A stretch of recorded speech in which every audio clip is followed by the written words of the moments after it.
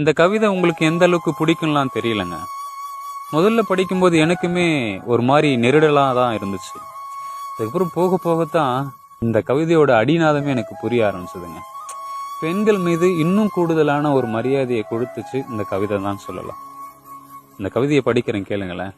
மூச்சடக்கி முத்தமிட்டு மார்பை கசக்கி எச்சில் பட்டு ஊடல் பிடியில் தொப்புள் தொட்டு உசுப்பும் கடியில் முனகள் இட்டு யோனி நுழைத்து இன்பம் கொண்டு கசியும் திரவம் பிசிறி அடித்து நீட்டி நிமிர்ந்து அயர்ந்து உறங்கினால் முடிந்து போகும் ஆணின் மோகம்.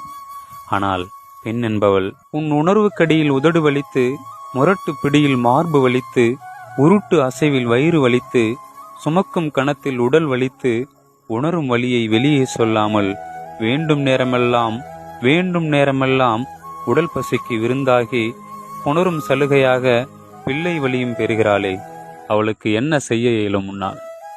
வேறொன்றும் செய்யாதே பெண்ணும் உயிரென்று மதி, உயிர் கொண்டு நேசி உள்ளார்ந்து யாசி, பெண்மையை கையாளும் மென்மை உனக்கே புரிந்துவிடும்.